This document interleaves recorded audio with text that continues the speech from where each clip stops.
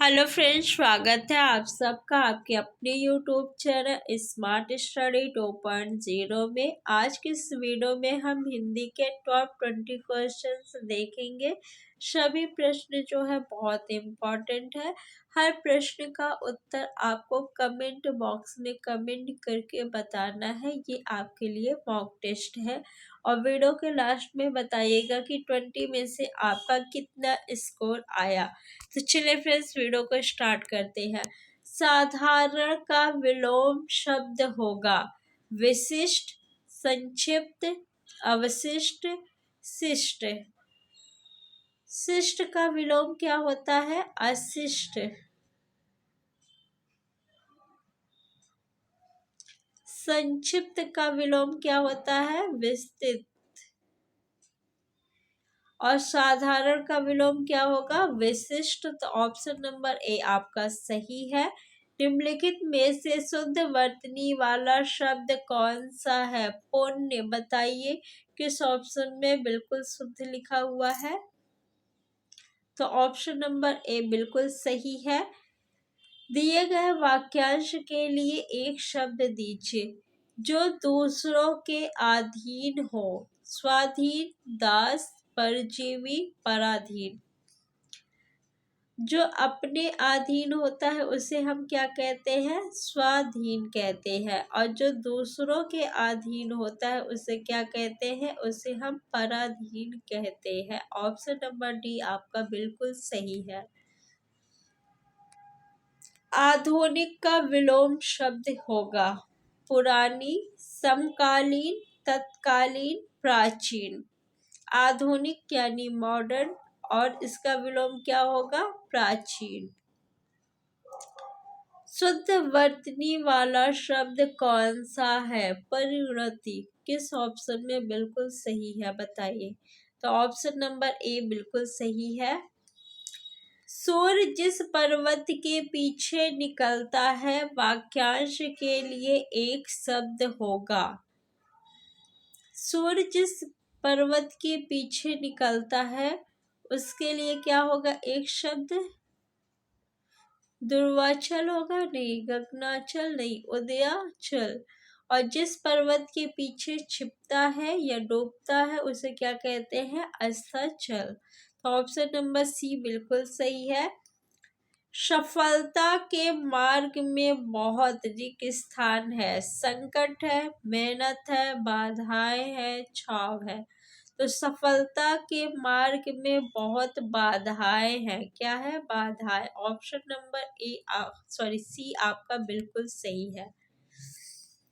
निम्न मुहावरे का अर्थ व्यक्त करने वाले विकल्प का चयन कीजिए। टस से मस ना होना, तनिक भी प्रभावित ना होना, शक्ति पर विश्वास करना, रुक जाना, स्थिर चित्त होना। टस से मस ना होना यानी तनिक भी प्रभावित ना होना। ऑप्शन नंबर ए आपका सही है। मेरा बेटा बकरी को घुमाया। मेरा बेटा के जगह पे आप किस ऑप्शन को रखेंगे? मेरे बेटे ने, किसी बदलाव की आवश्यकता नहीं है, मेरी बेटा ने, मेरा बेटा ने। तो मेरे बेटे ने बकरी को घुमाया। ऑप्शन नंबर ए आपका बिल्कुल सही है। क्या होगा? मेरे बेटे ने बकरी को घुमाया। दिए गए वाक्य में रेखांकित अंश को प्रतिस्थापित करने के लिए सबसे उपयुक्त विकल्प का चयन करें। अधिकतर। अधिकतर की जगह पे आप किस शब्द को रखेंगे? अधिकतम, अधिक, अधिकांश, सर्वाधिक। अधिकतर लोगों का यही विचार है यानी अधिकांश लोगों का यही विचार है। ऑप्शन नंबर सी बिल्कुल सही है। भौरे रिक्त स्थान रहे हैं, मचल, गुनगुना, दौड़, मुस्कुरा। भौरे मचल रहे हैं, गुनगुना रहे हैं, दौड़ रहे हैं या मुस्कुरा रहे हैं। बताइए कौन सा ऑप्शन सही है। तो भौरे मुस्कुरा रहे हैं नहीं, दौड़ रहे हैं नहीं, मचल रहे हैं नहीं, भौरे गुनगुना रहे हैं। ऑप्शन नंबर बी आपका बिल्कुल सही है। कवि कविता का रिक्त स्थान करता है, निर्माण करता है, सृजन करता है, व्यापार करता है या उत्पादन करता है।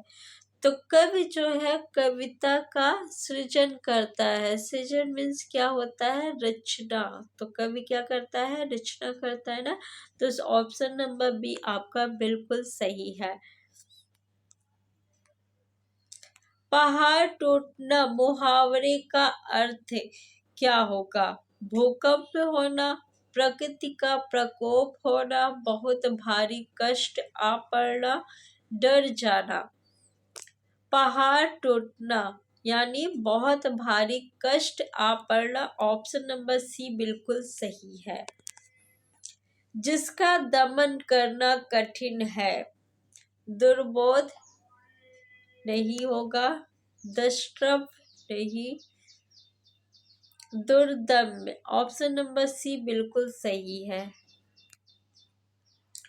जो निगाह से परे हो, प्रत्यक्ष। प्रत्यक्ष यानी जो आंखों के सामने हो, आंखों के सामने हो। सामने जो चीज होती है उसे हम प्रत्यक्ष कहते हैं, यानी निगाह के सामने हो उसे क्या कहेंगे, प्रत्यक्ष। और जो निगाह से परे हो यानी आंखों से परे हो, जो आपको सामने न दिखाई दे रहा हो, उसे हम परोक्ष कहते हैं। ऑप्शन नंबर डी सही है। रे के साथ भविष्य की ओर बढ़ना चाहिए, उजला, कलंकी, अंधेरे, उज्जवल। तो हमें उज्जवल भविष्य की ओर बढ़ना चाहिए। ऑप्शन नंबर डी आपका बिल्कुल सही है। आप यहाँ पे मॉक टेस्ट लगा रहे हैं, क्यों लगा रहे हैं, ताकि आपका भविष्य उज्जवल हो।